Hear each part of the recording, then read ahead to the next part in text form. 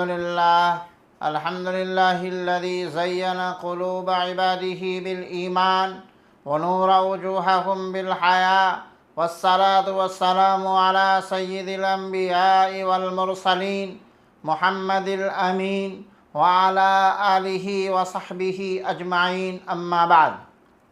میرے محترم ناظرین و سامعین، آج کا ہمارا موضوع ہے ایک ایسا خلق، ایک ایسی خوبی جو ایمان کی روح ہے، جو کردار کی بنیاد ہے اور جو انسان کو فرشتوں کے قریب لے جاتی ہے۔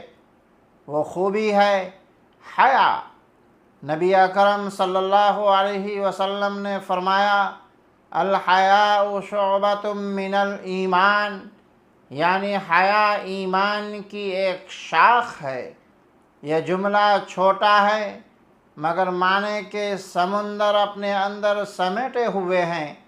حیا صرف شرم یا گھبراہٹ کا نام نہیں بلکہ ایک روحانی احساس ہے، ایسا احساس جو انسان کے دل میں اللہ کی نگرانی کا شعور پیدا کرتا ہے، ایسا جذبہ جو انسان کو برائی سے روک دیتا ہے اور نیکی کے راستے پر نرمی اور پاکیزگی کے ساتھ چلا دیتا ہے۔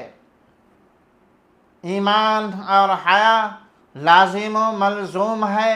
جہاں ایمان ہے وہاں حیا ضرور ہوگی، اور جہاں حیا ختم ہو جائے گی ایمان بھی کمزور ہو جاتا ہے۔ رسول اللہ صلی اللہ علیہ وسلم نے فرمایا، جب تم میں حیا نہ رہے تو جو چاہو کرو۔ یہ فرمان دراصل ایک تنبیہ ہے کہ جب دل سے شرم کا احساس مٹ جائے تو گناہ کی کوئی حد باقی نہیں رہے گی۔ چنانچہ حیا انسان کے دل میں ایمان کی روشنی جلا دیتی ہے، اور ایمان انسان کو حیا کی چمک بخشتا ہے۔ حیا صرف عورتوں کے لیے نہیں۔ اکثر لوگ سمجھتے ہیں کہ حیا صرف عورت کا زیور ہے، حالانکہ نبی کریم صلی اللہ علیہ وسلم نے خود فرمایا اور عمل سے دکھایا کہ مرد بھی حیا میں عورتوں سے کم نہیں۔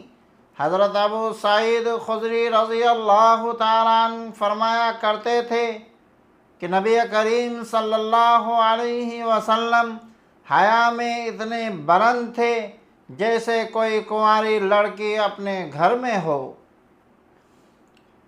یعنی نبی کریم صلی اللہ علیہ وسلم کی آنکھوں میں وقار، زبان پر نرمی، لباس میں سادگی اور کردار میں پاکیزگی، یہ سب حیا کی علامتیں تھیں۔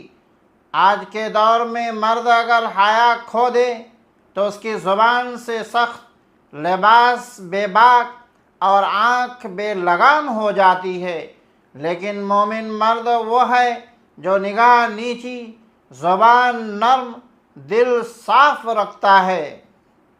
حیا عورت کا سب سے قیمتی زیور ہے۔ یہ زیور سونا نہیں بلکہ کردار کا نور ہے۔ قرآن کہتا ہے، وَقُلْ لِلْمُؤْمِنَاتِ يَغْضُضْنَ مِنْ أَبْصَارِهِنَّ، اور ایمان والی عورتوں سے کہہ دو کہ وہ اپنی نگاہیں نیچی رکھیں۔ حضرت فاطمہ الزہرا کی حیا ایسی تھی کہ جب وہ اپنی چادر اوڑھتی تو آسمان بھی شرما جاتا۔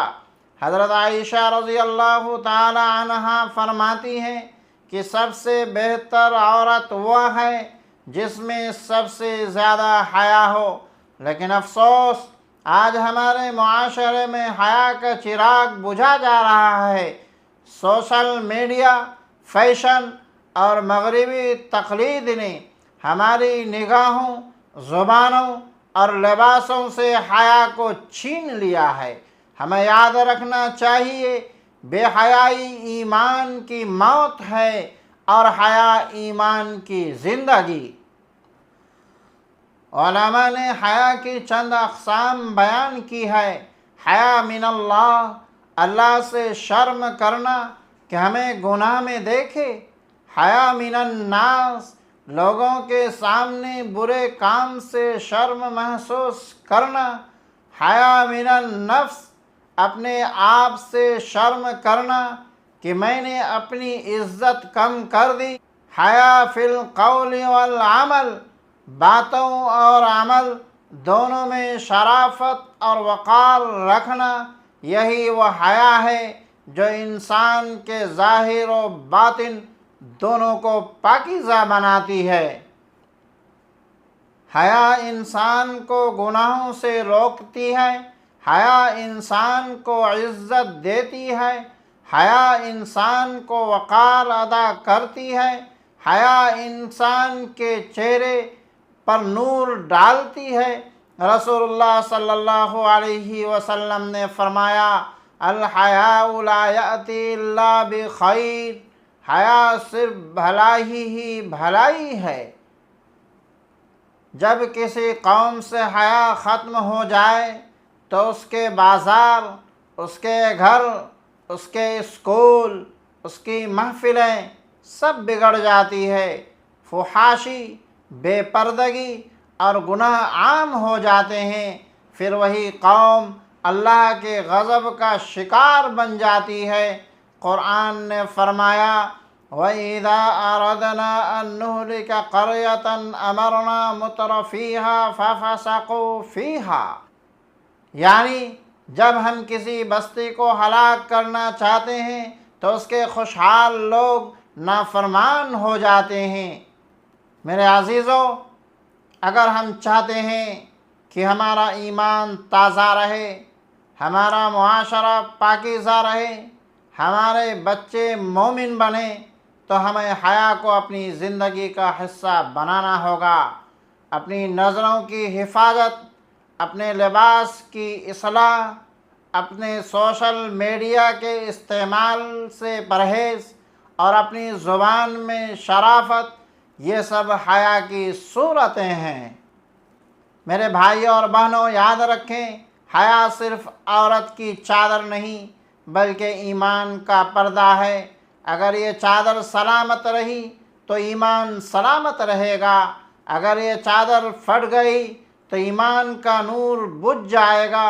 رسول اللہ صلی اللہ علیہ وسلم نے فرمایا، الایمان بضع وستون شعبہ والحیاء شعبۃ من الایمان، ایمان کی 70 سے زیادہ شاخیں ہیں اور حیا ان میں سے ایک شاخ ہے۔